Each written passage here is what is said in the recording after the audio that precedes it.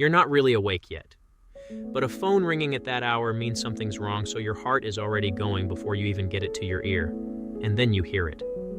Grandma? A pause. A sniff. Grandma, it's me. I'm in trouble. And I didn't know who else to call. The voice is shaking. And it sounds just like him. Like your grandson. He's crying. He says there's been an accident. He says he's scared. And before you can even ask what happened, a second voice comes on the line. Calm. Official. Ma'am, I'm the attorney handling your grandson's case. I need you to listen carefully, and I need you to stay on the phone with me. I'm Ray, and I want you to notice one thing about that phone call. Every single piece of it, the hour, the tears, the voice, the second man who takes over, every piece of it was built on purpose, to do one job, to keep you from stopping to think. I've spent years studying how these scams actually work and helping families get out ahead of them. So let me say this right now before we go any further, so you're not carrying it the whole video. Nobody watching is going to come out the other side feeling foolish, because the people this works on aren't foolish. They're loving. That's the whole trick. It doesn't go looking for what's weak in you, it goes looking for what's good in you. So let's slow this call down together. I'll show you how it's built, one piece at a time. And then I'll show you the handful of simple things, the kind you can set up this week, that take all of its power away. If a call like that has ever reached you, or reached someone you love, you did not do anything wrong. You answered your phone. You heard someone you love say they were hurt and scared, and you wanted to help. There's nothing broken about that. It's the most human thing in the world. The shame people carry afterward, that quiet, how did I not see it? That shame isn't yours. It belongs to the person who called you. Set it down. And I say that for a practical reason, not just a kind one. Shame is the scammer's best friend. It's the thing that stops people from picking up the phone and warning their sister or telling their kids or making the one report that shuts down the next call. The less we whisper about this, the weaker it gets. Let me put some size to it so you know the company you're in. In 2025, Americans over 60 reported losing $7.75 billion to this kind of fraud. That's the FBI's own number. More than 200,000 older adults filed a complaint, and those are only the ones who came forward. That figure jumped almost 60% in a single year. So if this is circling you or circling your parents, you are not the only one, and you are not behind. You're right on time. All right, let's take the call apart. Because once you can see the machine, you can't unsee it, and it stops working on you. There are 4 moving parts, and they almost always arrive in the same order. The first part is the panic. The call is designed to hit you in the chest before it ever reaches your head. An accident, an arrest, a hospital, something involving a grandchild, because that's the shortest road to your heart. Leading with fear is the point. It gets your body reacting before your mind can catch up and ask one simple question. The second part is the handoff. Once the grandchild has you frightened, another voice steps in and takes over. A lawyer, a police officer, a bail bondsman, a doctor, somebody who sounds like they're in charge. The FTC and AARP both flag this second official-sounding voice because it does 2 jobs at once. It makes the story feel real, and it turns you from a worried grandparent into someone taking orders. The third part, and this is the one I want you to underline, is the secrecy. Don't tell mom. Don't tell dad.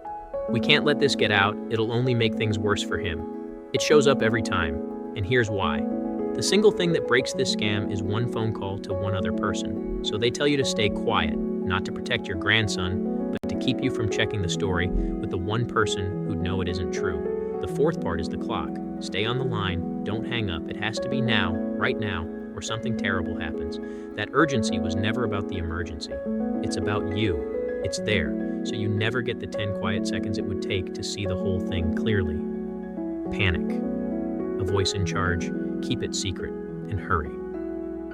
Whenever those 4 show up together on any call about anything, that pattern by itself is the alarm.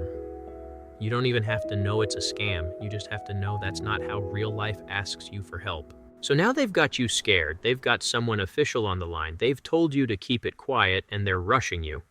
Here comes the ask. And honestly, the way they ask for the money is the biggest tell of all. They will never ask for anything you can undo. Listen for how the money is supposed to move. Wire it through Western Union or MoneyGram. Send it in cryptocurrency. Buy gift cards and read the numbers off the back to me over the phone. Or, more and more these days, a courier will come by the house in an hour to pick up the cash. Different words, same trick. Every one of those is fast, and every one of those is nearly impossible to reverse or trace. Once it's gone, it's gone. That isn't an accident. That's the whole reason they picked it. Now hold this next part right next to it, because it's the thing that makes it simple. No real courthouse, no real hospital, no real police department on this earth has ever been paid in gift cards. Not once. The moment a government official or a lawyer wants to be paid in gift cards or a wire or Bitcoin, the story is over. You don't have to argue the details. You don't have to win the conversation. That request, all by itself, is your proof. And this is real money at real scale. The FTC says imposter scams like this one are the #1 fraud they hear about, nearly $3 billion reported in a single year.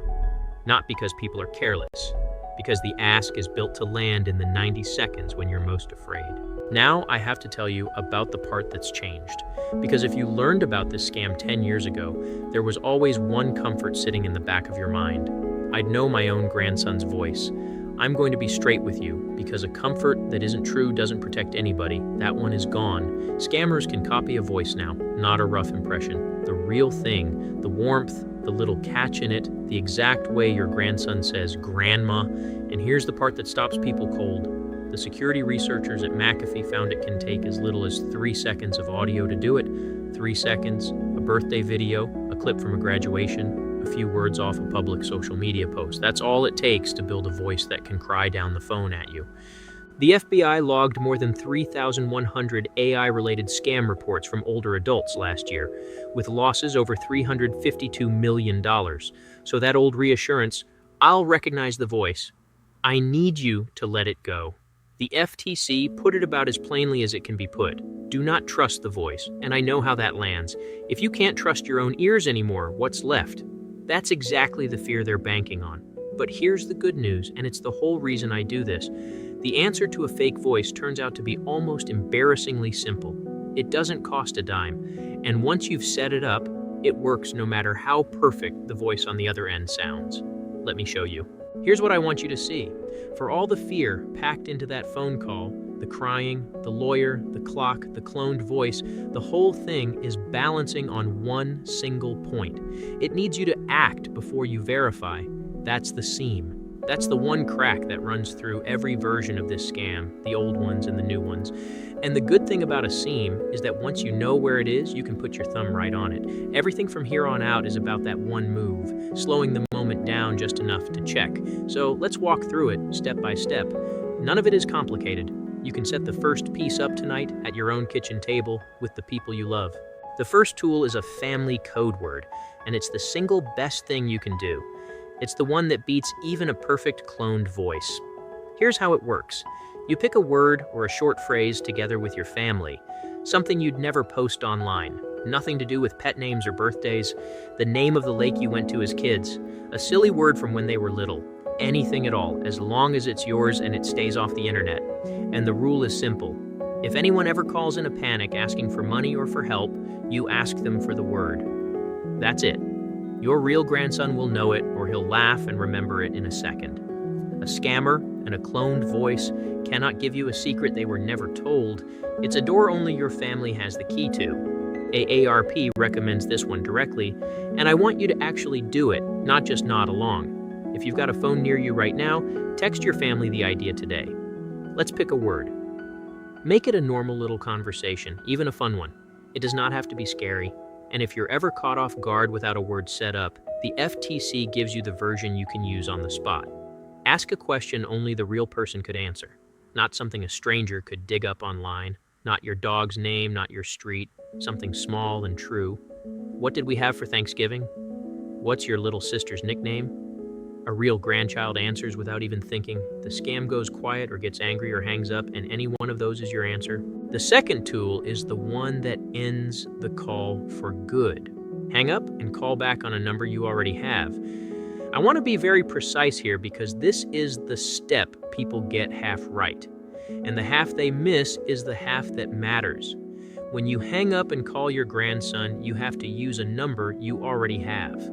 The one already in your phone, the one on your own refrigerator, not the number the caller gives you, and not a number you Google in a hurry, because scammers plant fake ones for exactly that moment. A number you already trusted before the phone ever rang. You call it, and one of two things happens. Your grandson picks up, sleepy and completely fine, and the fear just drains out of the room. Or he doesn't, and you call his mother or his father or his sister, the very people you were told to keep it a secret from. Breaking that secrecy is the sound of you winning. And notice, you don't have to be rude to do any of this. You're allowed to hang up on a stranger. You can say, "I'm going to check on this and I'll call you right back," and put the phone down. A real emergency will still be there in 5 minutes. A scam falls apart the second you stop moving at its speed. Third, and this ties the first two together, never, ever pay by gift card, wire transfer, cryptocurrency, or a courier at your door. We said why earlier. Those are the roads with no way back, so make it a flat rule, no exceptions, no matter how good the story sounds. If the only way to help is a gift card or a wire, or a stranger coming to collect cash, then the answer is no. And the answer is, I'm going to verify first. Slow is safe. The push to hurry is the scam itself. The moment you refuse to be rushed, the whole thing loses its grip. Now let me talk for a minute to the sons and daughters watching, because a lot of you came here and typed, "How do I protect my parents?" I'm glad you did, so here's how you actually help, without taking away a single ounce of their independence. Don't walk in and warn them like they're about to fall for something. That lands as an insult, and honestly, it just makes people defensive and quieter. Do it the other way around. Make it a family thing that protects everybody, you included. Sit down this weekend and pick the code word together. Kids, grandkids, all of you. Put your own real cell number in their phone, under your name, so the number they already have is the right one. And give them the sentence that gives them permission. If anyone ever calls you in a panic about me, hang up and call me back. I will never be upset that you checked, not once. That sentence is a gift, because the reason these calls work on a loving grandparent is the fear of wasting even a second when someone they love is hurting. When you tell them out loud that checking is the right thing to do, that it's what you want, you hand them permission to slow down, and that permission is the whole ball game. So let's bring it home. If a call like that ever comes, the panic, the voice, the official on the line, the rush, you already know the shape of it now. You slow it down, you ask for the code word or a question only they'd know, you hang up and you call back on a number you already have, and you never send money you can't get back. And if it does happen to you or to someone you love, please report it. Not because it undoes it, but because your report is how the next call gets stopped. You can report it to the FTC at reportfraud.gov. You can file with the FBI at ic3.gov. And if you'd rather just talk to a real person who does this all day, the Justice Department runs a free elder fraud hotline at 833-372-8311, and AARP has a free fraud helpline at 877-908-3360. Write those down, put them on the fridge. I'll leave every one of them below this video too. Let me leave you with this. These scams are built to make you feel alone and afraid and hurried and ashamed. So everything we did today was the opposite of that. You're not alone. This happens to hundreds of thousands of good people. You don't have to be afraid. You know the pattern now. You don't have to hurry. Slowing down is the entire defense. And there is nothing to be ashamed of in loving your family enough to want to help them. Go pick your code word, do it today, and I'll see you on the next one.